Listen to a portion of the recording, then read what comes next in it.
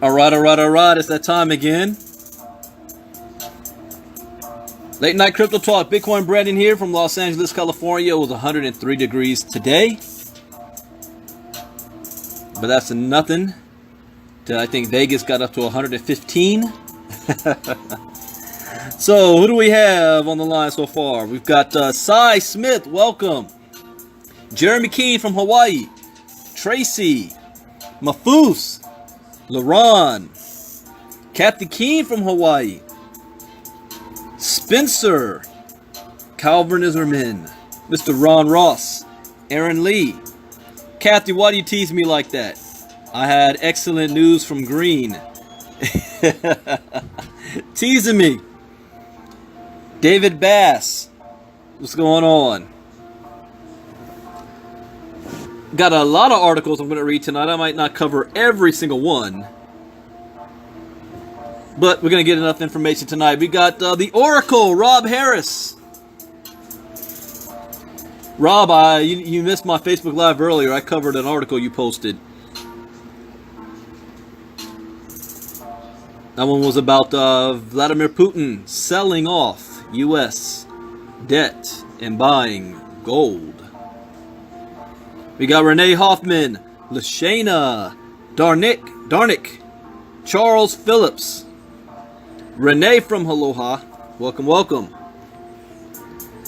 As a disclaimer, I'm not a licensed financial advisor to be dispensing financial advice. I read the news, give my opinion, share suggestions, and it is up to you to make an informed, intelligent, adult decision on which direction you want to go in. There's 4 rules I live by in the crypto space. Rule number 1. That's what I'm saying, Rob. Spill the beans on Green. Rule number 1, education is the key. Rule number 2, never invest money you cannot afford to lose. Rule number 3, always get your return back as fast as possible, your return on investment. And rule number 4, where do you see yourself 3 months, 6 months, a year from now? What are you willing to do to make it happen? What vehicle of choice have you chosen? Take action, remain focused, do not get distracted. There's so many things out there that can pull you in 8 different directions. And some of them are good, but you have limited resources and you're only one person. You can't be everywhere. This is not going to guarantee you success, but it will at least minimize your risk. And that is the most that we can ask for. All right, just like this morning, I begin my day with crypto education, and I end my day with crypto education. At least 3 to 4 hours a day I spend on crypto, and that's not even enough. It's not enough. I cannot keep up with what's going on. I can't keep up. Not anymore. I remember back in the day I used to do 1 or 2 Facebook Lives a week on crypto talk. Then I got to doing 1 a day. And now I'm doing twice a day. And for me to even kind of keep up, I would have to do 3 a day. 1 in the morning, 1 in the afternoon, and 1 in the evening. And I'm not going to do that. I got to have a life. So I'm not going to do that. But privately, I do read the stuff. I just don't broadcast it. So, let's see, what are we going to start off with tonight? Crypto community's obsession with Bitcoin ETFs. You know, this has been in the news a lot lately. I told you how I misjudged, mistimed the last move. The moment I heard that the SEC denied the Winklevoss twins ETF, I knew the market was going to do a correction. What I mistimed was how low. And I lost out. I lost probably 400 point swing, because it went down to about 7,700 and then turned right around, and right now it's at about 8,100. I thought that it would keep going down. I didn't know it was going to swing back like that. But anyways, let's and there's 2 articles about this. So, the crypto community's obsession with Bitcoin and altcoin ETFs. Amidst rising sentiment from the cryptocurrency community about the launch of Bitcoin ETFs, the CME, Chicago Mercantile Exchange, confirmed it would not introduce futures for any other cryptocurrency shortly, cutting down any sporadic rumors suggesting the contrary. Speaking to Bloomberg on July 26, Terry Duffy noted, "The prominent bourse is not interested in creating a speculative financial vehicle for altcoins on the back of the much-awaited regulatory decision for the CBOE, the Chicago Board of Exchanges, Bitcoin ETF." You guys don't understand, there's 2 of them, right? Chicago Mercantile Exchange and the Chicago Board of Exchanges. The SEC could make a decision as early as August 16th on the CBOE Global Markets proposal. The regulation body can choose to defer final approval or denial by up to 90 days, once the preceding 45 days are over. So far, the SEC has denied virtually all investment vehicles that have even remotely dealt with Bitcoin, with the Winklevoss Bitcoin ETF being rejected for a second time as of July 26. Despite the tough road, many are optimistic about the latest initiative, as it meets all of the SEC's requirements for getting ETFs approved. The proposal has only 6 naysayers among the 200-plus commentators. Duffy, however, indicated the introduction of a futures product might be the most controversial launch for a major trading house. However, the CME is duly evaluating and developing a succinct approach before the regulatory decision. In the interview, Duffy stated that altcoin futures could not be launched immediately, stressing they remain a highly volatile and new product and are notorious for their massive price fluctuations.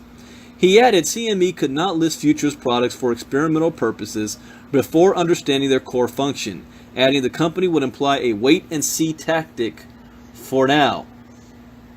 On July 2018, the CME stated that the average daily volume for Bitcoin futures increased by over 93% in the second quarter 2018 compared to first quarter. The exchange added that open contracts exceeded $2,400, denoting a 58% increase since first quarter.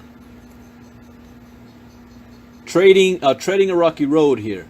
Earlier in July, BTC Manager, well, I don't want to skip this. Let me go back and read this part. CME launched the trading of Bitcoin futures in December 2017, presumably setting up the stage for a massive bull run, which saw the pioneer cryptocurrency reach 20,000 on some exchanges, while the total valuation of the entire digital asset market reached approximately $800 billion. The market has since crashed considerably, with Bitcoin reaching $5,650 on June 24th, and the crypto market at $250 billion on the same day. At the time of writing, Bitcoin is at $8,150, and the market is valued at $289 billion, as per data collated on CoinMarketCap. Meanwhile, the contrast to CME's decision on altcoin futures, rival CBOE is reportedly seeking to introduce the volatile counterparts. Now, earlier in July, BTC Manager reported on an impending SEC decision of approving Bitcoin ETFs, which could potentially lead to a NASDAQ listing of a cryptocurrency financial product. I'm going to read about NASDAQ in a moment. However, previous attempts by bourses like CBOE have been declined by the financial watchdog, citing the lack of regulations and investor protection acts. Despite all the hype around a Bitcoin ETF, the weak trading performance and an apparent lack of public interest has led to some failed ETF offerings, such as ARK's ETF of the Year, winner ARK and ARKW, featuring the Pioneer digital currency. As reportedly by BTC Manager, Bitcoin makes up only 5% and 0.5% and 0.6% of the indices, respectively. All right, another article about the future of the ETF is what experts think about a possible Bitcoin ETF. So my question is, who are you considering an expert?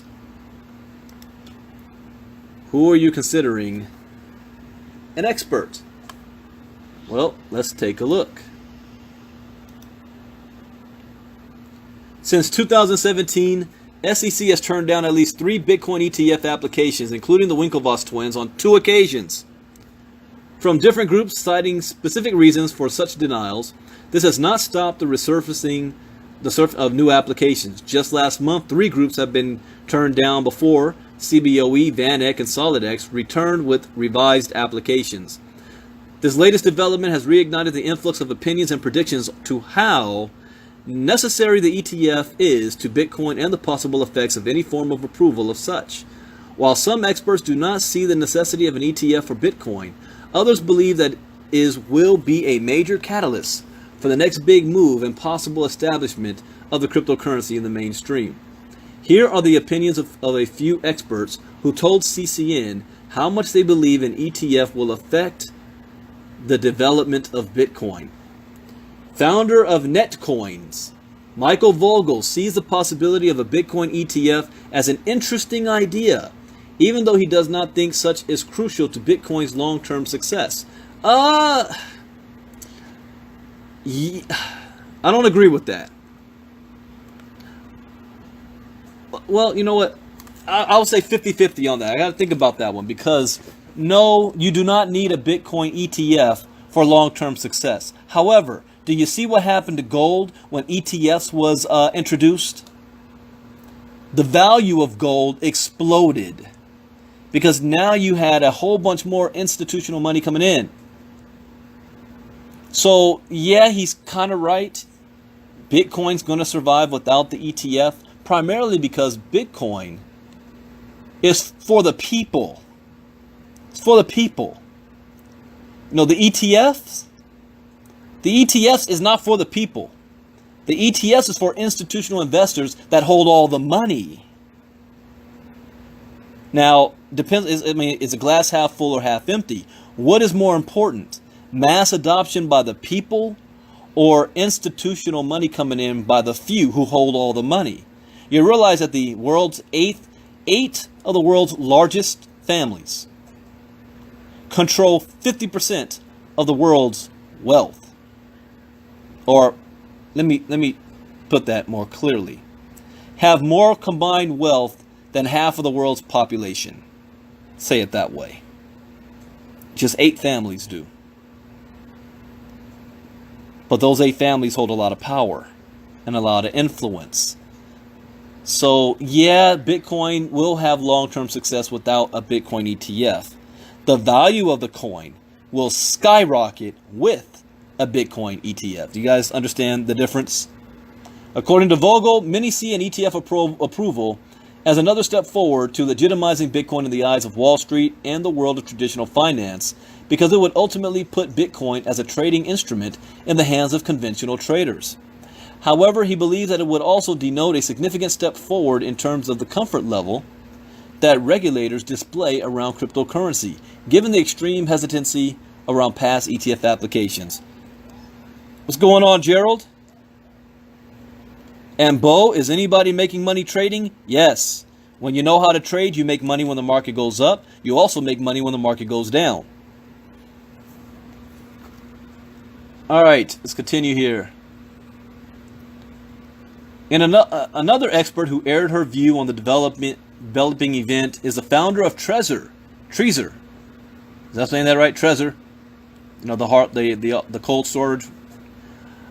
Trezor and business strategy advisor for crypto companies Alina Vranova. In Vranova's opinion, an ETF is absolutely not necessary for the development of Bitcoin. That is true. It is not necessary. However, she notes that it will open doors to a substantial mass of new investors who believe that some kind of regulatory approval makes Bitcoin legitimate. Vranova indicates that in the short term, Bitcoin will benefit from a positive publicity and the price will probably skyrocket. Yes, that's true.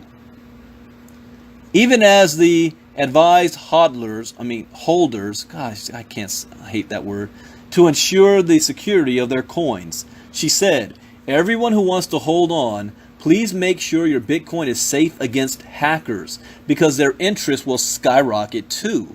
I'd recommend to abandon any custodian service, set up some of the proven hardware wallets, Trezor or Ledger, set up a non-custodian multi-sig wallet such as Casa, and read Pamela Morgan's book on crypto asset inheritance. That's smart.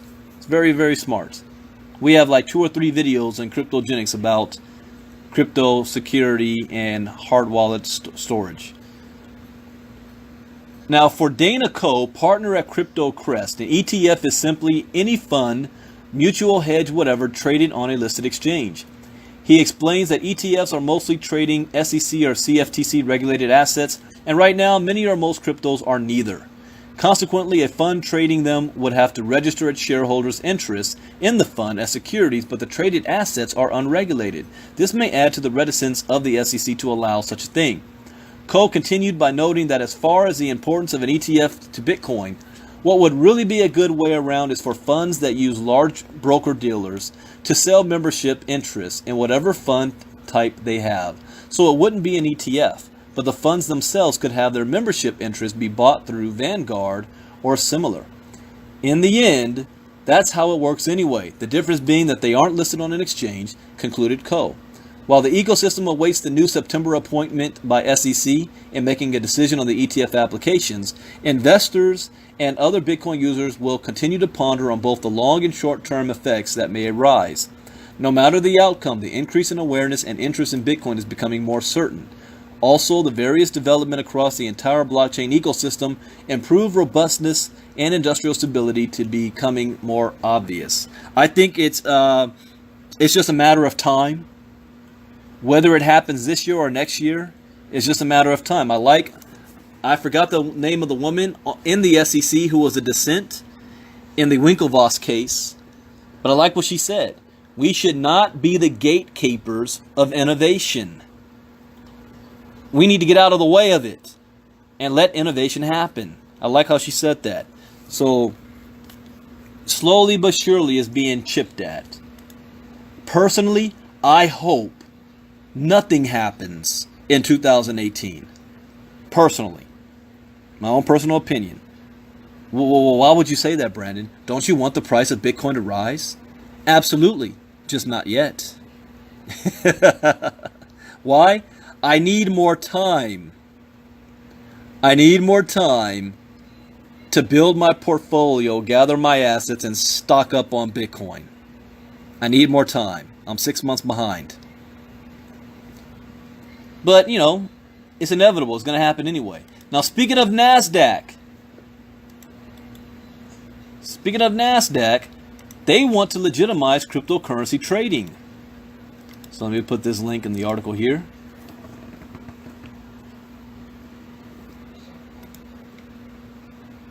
American Stock Exchange NASDAQ held a closed-door meeting in late July 2018 with the focus to encourage the crypto industry to try to improve its reputation and prove its potential role in global markets.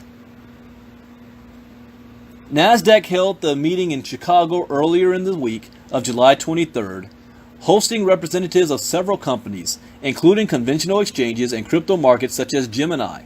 A source familiar with the event shared the topics of the meeting, one of which was legitimizing cryptocurrency and blockchain technology for the future. Specifically, the participants discussed the implications of future regulation for cryptocurrencies, the necessary tools, as well as surveillance methods they will need in the future. NASDAQ CEO believes in a crypto future. So the CEO of NASDAQ, Adena Friedman, said in May 2018 that she firmly believes cryptocurrency and blockchain is the future of finance. So who are you going to believe, her? Or are you going to believe Warren Buffett?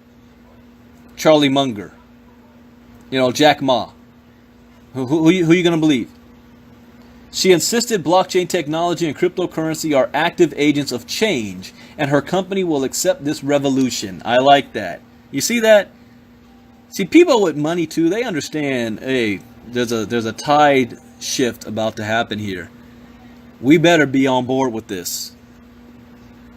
She said, we see technology as a relentless change agent, and our job is to embrace that change. Draper, thank you. To bring it to the industry and make it so that our industry continues to be a very successful industry in the next decade or even beyond that. Friedman added that her company is investigating the idea of cryptocurrency futures with a partner and is looking at the risk management related to the matter. According to her, they want to make sure they are putting the right protocols in place and that there is enough demand. The CEO didn't specify which partner she meant exactly, but NASDAQ is partnering with many exchanges to get help on several of the issues also discussed at the meeting in July 2018. She also believes integrating blockchain technology into traditional finance systems would help those organizations reduce costs while significantly lowering the risks in their overall operations. Friedman said, there are a lot of exciting things in the machine intelligence space. There are a lot of exciting things in the trading space. Blockchain technology takes a lot of risk out of the system, and therefore it makes it so that the banks don't have to be as capital intensive. And that's a big incentive. So let's say what, Kathy? Every time you mention the word green,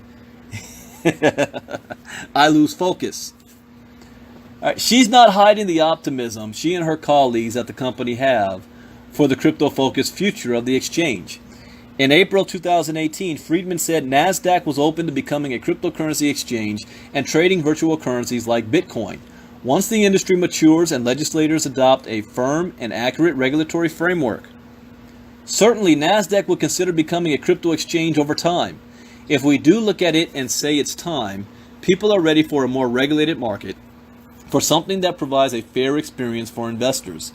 A significant issue preventing NASDAQ and other institutional investors to join the crypto world is a regulatory framework. The legislators will have to address this issue before any development is possible. All right, let's move on to mining. Well, all right, well, before that, let's cover another billionaire. Billionaire Bill Miller is bullish on Bitcoin. And where is that article about South Carolina? Did I close it out? Oh, I know where it is. It's on my other computer. Okay, get to that in a second. You guys hear what happened in South Carolina in Genesis Mining? That is big news.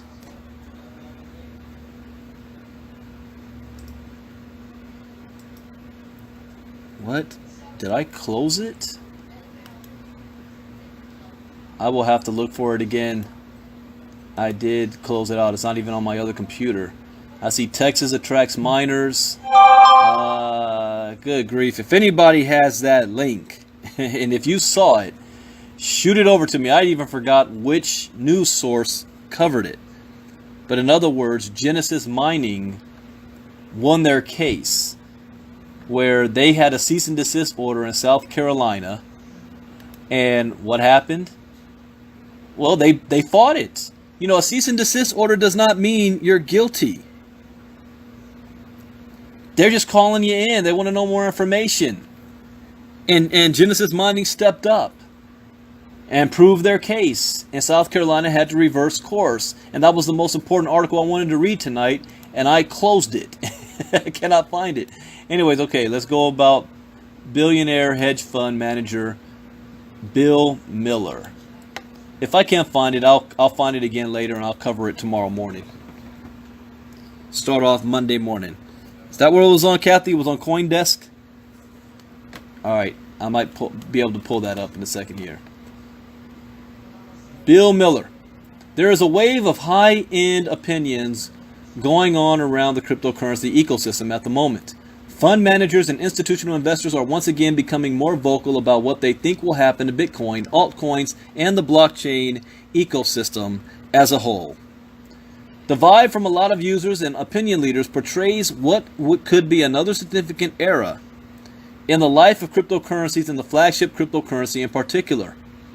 In an interview with Bloomberg, the founder and CIO of Miller Value Partners, Bill Miller, gave a positive assessment to Bitcoin by describing it as an interesting technological experiment, though he thinks that most other cryptocurrencies are worthless. Bitcoin, as the time of writing, trades above the $8,000 mark, a factor that Miller identifies to be significant in the stability and belief in the cryptocurrency. According to him, unlike in the past when the cryptocurrency traded around the $100 mark, there is less panic in the industry today. Every day that it doesn't blow up or go to zero or get regulated out of existence, more money flows into the ecosystem, said Miller. With over 1,600 cryptocurrencies in existence today, Miller believes that a large number of those are practically worthless and of no value. He confirms Bitcoin as the most valuable of them all, followed by Ether. However, he outlines some valuation approach for Bitcoin, comparing it with the yellow metal gold. Miller notes that the best way to think about Bitcoin at this moment is a non-correlated asset, most similar to gold. Other potentials of Bitcoin, I got distracted here. One of our members just bought a mining rig, so I got to say congratulations. Congrats. Doing Facebook Live now. You'll see that, Kathy. There's a new mining order that's in pending status. That was from Bouger. All right.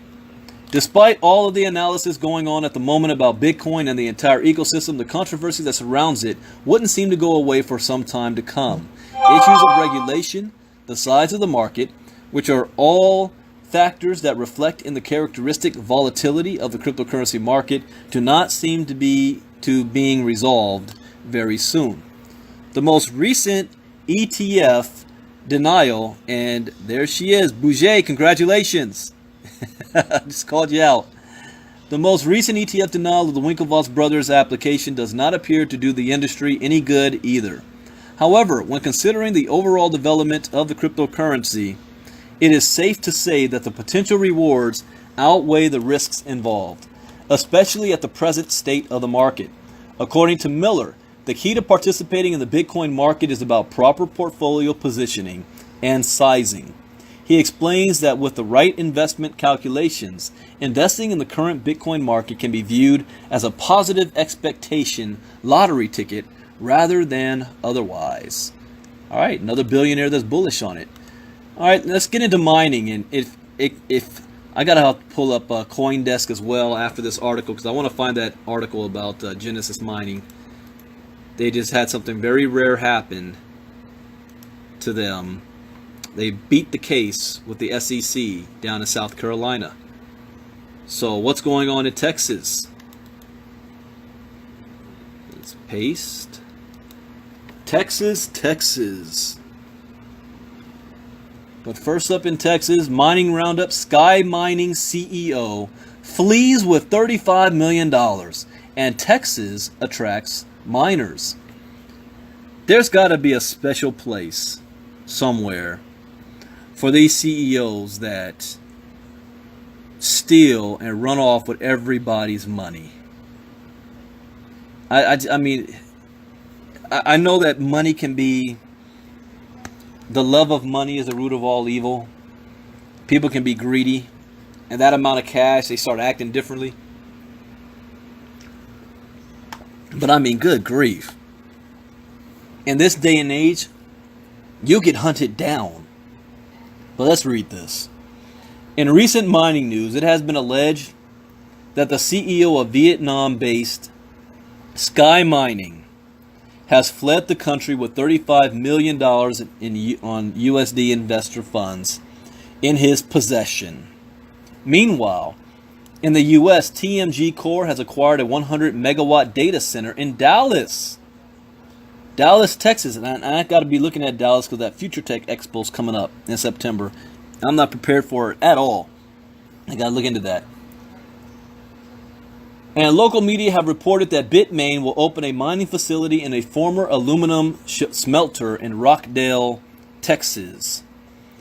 Investors and board members of Ho Chi Minh City-based Sky Mining have expressed fears that the company's chief executive officer, Lê Minh Tam, has fled the country and run away with approximately $35 million in investors' funds. According to local media, Mr. Tam has not been contactable since Monday, with the exception of an apology note posted to investors. Oh, really? An apology note posted on Facebook? Investors reportedly visited the company's main office in Phu Nuam district to discover the building closed and the company nameplate removed. Additionally, all 600 mining machines in the company's factory in the neighboring Dong Nai province's Bien Hao town had been taken away by a group of people claiming to be maintenance workers.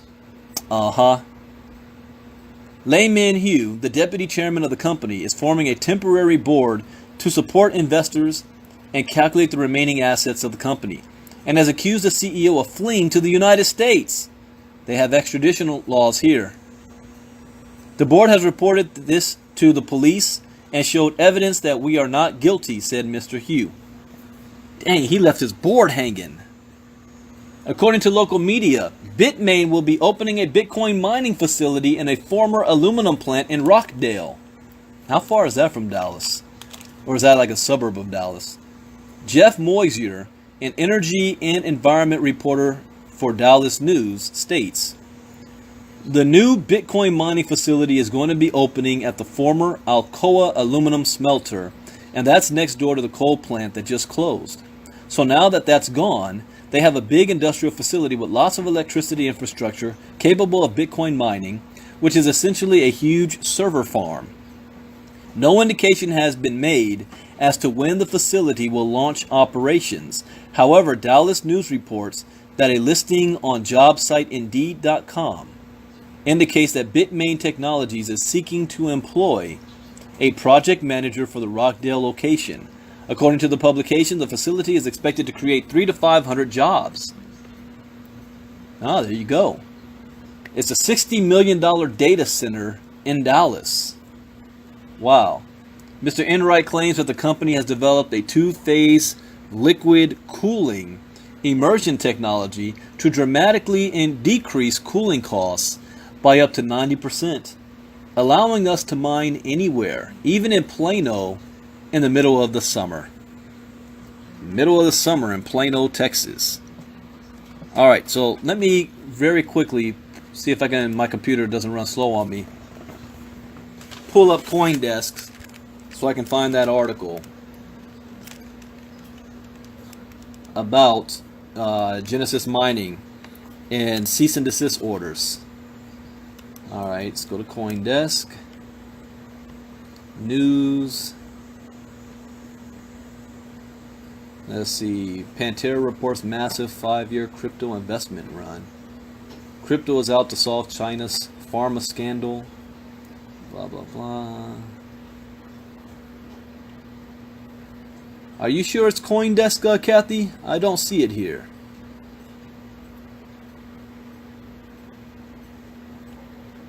Google bans crypto mining, crypto wallet to replace. Yeah, I don't see it on CoinDesk. Let me look at Bitcoin.com.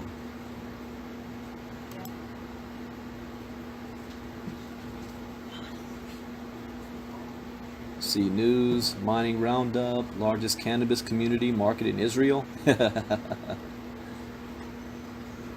Alright, it is also not on news.bitcoin.com. Let's look at BTC Manager.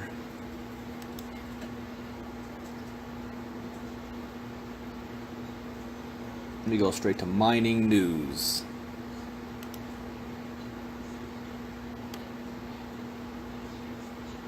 Forenoon Central. Good grief, where was it? Well, it'll pop up again. Multiple sources will record the same thing, and I'll find it, and I'll be able to really report on that. But that was some big news. And in my haste, somehow I lost the article. So anyways, what's the good news? The good news is, what can you do right now to be positioned, especially if you listened to my Facebook Live this morning, where we talked about what's going on in the UK, that only 2%, or less than 2% of people, of investors in the UK, even have an understanding of crypto. And that's dangerous because they're investing in something they don't understand. And I've said it before. I will not invest with you. I will not work with you. I will not do business with you if you refuse or lack crypto education. And it only takes me less than 5 minutes having a conversation with you for me to be able to tell if you know what you're doing or if you know what you're talking about. All I have to do is bring up a couple of things and I'll be like, you have no idea what's going on. You just have a lot of money to invest. And that is not a good combination, because you're going to learn. It's like learning on the job. You're going to learn by losing all your money. So there's 3 things that you can do. Oh wait, somebody's come to the rescue.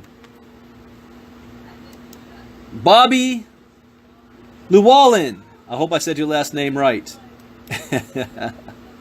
BitcoinMagazine.com. Thank you. All right, I want to cover this article. Cease and desist order against Genesis. You know what? I didn't get it from this place. This is a different site. So different magazines or news sources are covering this. Cease and desist order against Genesis Mining now withdrawn. Ooh. After 5 long months of working with South Carolina officials. Because this happened back in, what was it, February when they did that? So after 5 long months of working with South Carolina officials, Genesis Mining has been dropped from the cease and desist order it received back in March 2018 from the South Carolina Securities Division. The company will relaunch to U.S.-based customers shortly. That is huge. I want to know, what did they do to be able to beat this? Because they're offering cloud mining and stuff like that, and group mining, and that's illegal. What does that mean for Swiss Global? Because Swiss Global got the cease and desist, and they're using Genesis Mining. Well, let me continue reading. This marks one of the first times a blockchain company has fought back against regulators and been successful. Well, I haven't seen any other company actually fight back. Has there been? You guys can correct me if I'm wrong. Out of all the cease and desist orders from South Carolina to Texas, has any company actually tried to fight back? USI-Tech didn't. BitConnect didn't. Any of the others didn't. This seems to be the first, and they won. So Shah Hafizi, Chief Compliance Officer, COO, and General Counsel at Genesis Mining, released the following statement. Thank you, Charles Phillips. I'm going to open up that one as well to see if there's a difference here too when I finish this. We are happy to announce... Wait, let me open it up while I can before I lose it. Okay. We are happy to announce that the South Carolina Securities Division has dismissed Genesis Mining from its March 9th, 2018 cease and desist. One of our company's principles is transparency. After all, it is a core value of blockchain technologies. Over the past 5 months, we've worked closely with South Carolina officials to educate them and provide a practitioner's perspective on mining, blockchain networks, and the decentralized nature of the technologies we support. He continued on to say, by working together with regulators, we can ensure that investors are protected and innovation is not stifled. We believe for the industry to reach its true potential, companies and regulators need to collaborate. We strongly encourage blockchain companies, regardless of where they are in the world, to proactively engage with local regulators at all levels. Hafizi joined the Genesis Mining staff back in April 2018. He previously served as the Chief Compliance Officer at BlackRock, Inc., a global investment management firm where he oversaw both digital and technology ventures. Amongst his duties with Genesis Mining is leading the company's global regulatory and government affairs. He also works to shape the business's compliance framework and support its initiatives in the Americas. When Genesis Mining was first issued the cease and desist, mining contracts sold to residents were considered securities. According to the State Security Commission Office, Swiss Gold Global, which was also named in the cease and desist, was alleged to be working as a broker-dealer for Genesis Mining. Representatives stated that the company wasn't registered in South Carolina and was therefore unauthorized to offer or sell securities to residents. Buyers were able to purchase specific amounts of computing power over certain periods that were then hosted on third-party platforms. I'm still skeptical of doing that. But anyways, this constituted investment contracts or securities per the Commission Office. Authorities then barred both Genesis Mining and Swiss Gold Global from doing business within the state, and both companies were barred from offering securities in South Carolina in the future. Tracy Myers, the Deputy Securities Commissioner, announced the end of the cease and desist on July 26. The Securities Division of the Office of the Attorney General of the State of South Carolina, after receiving information regarding matters detailed in the administrative order to cease and desist issued upon due consideration of such information, finds good cause has been shown to vacate the order.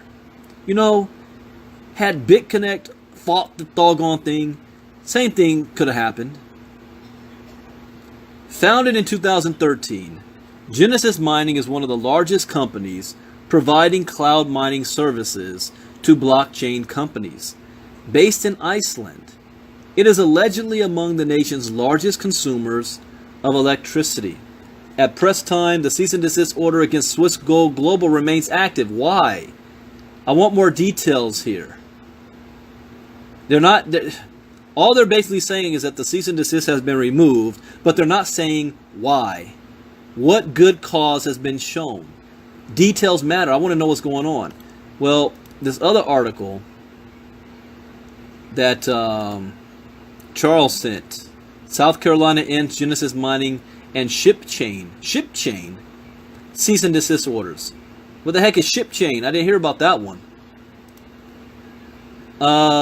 This is a short article, so I'll go ahead and read it. I was going to save it for tomorrow. But the securities regulator for South Carolina has stopped their orders to cease and desist business activities for blockchain startups. What? Has stopped their orders, so they're not even going to send out any more cease and desist orders against blockchain startups? The announcement and public documents were made available on Thursday. These regulators were originally set up by the South Carolina Attorney General's office. There were 2 orders were specifically against ShipChain, while another one involved Genesis Mining. The 2 cases were the first time that South Carolina has ever canceled a cease and desist against a blockchain startup. In celebration, Genesis Mining took to their verified Twitter account to post, "We're happy to announce that South Carolina vacated and dismissed Genesis Mining from its cease and desist order. As we previously said, engagement with regulators and in public policy is key to moving our industry forward." According to the regulator, the mining contracts from Genesis Mining and the tokens from ShipChain should have been registered as securities, but they were not. ShipChain decided to speak up against the claim in May, issuing a statement that said they did not believe its tokens were securities. They added that they did not know that South Carolina constituents could even buy their SHIP tokens. Tracy Myers, who is a Deputy Securities Commissioner, wrote on Thursday that this case regarding ShipChain, she said, the Securities Division of the Office of the Attorney General of the State of South Carolina, after receiving information regarding matters detailed in the administrative order to cease and desist issued upon due consideration of such information finds good cause has been shown to vacate the order. I want to know what that information is. What that good cause is. Genesis Mining was also fortunate enough to be freed from their charges. Swiss Gold Global worked with Genesis Mining as an unregistered broker-dealer, but they remain with their cease and desist order in place. That's curious. I'm curious by that. So I'm going to keep watching this closely.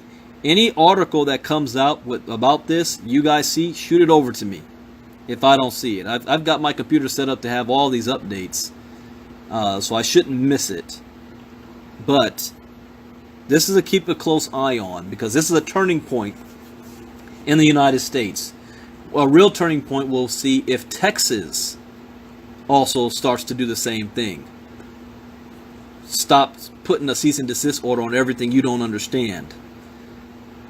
Alright, so since I did start it earlier, let me finish by stating there are 3 things that you can do to get yourself started off on the right foot. Number 1, take $300 and invest in Cryptogenics education program. Number 2, set aside a budget and put a percentage of your income every week or every month somewhere in the crypto space and sit on it. Let it grow. And number 3, spend the $3,750 to buy a GreenX mining machine. Those 3 things have the potential to set you free and set you off on the right footing. As a disclaimer, I am not a licensed financial advisor to be dispensing financial advice. I'm just sharing my opinion. Do your own due diligence. Do your own research and make your own decision. But I'm also speaking from experience about this. Speaking from experience. Alright, that is it for tonight. I hope you learned something new. I did. And as always, that is the point. And I will be back tomorrow morning for early morning crypto talk. And I will be on time. I'm forcing myself now to be on a routine. I'm going to go to the gym first thing in the morning, come back, eat breakfast, do crypto talk, and begin my day. Regardless of what time I go to sleep. That's my goal. I got to have that for the rest of this year. Knock it out. Can't have Jarvis Coleman out there doing sprints on a football field, acting like he's, Tom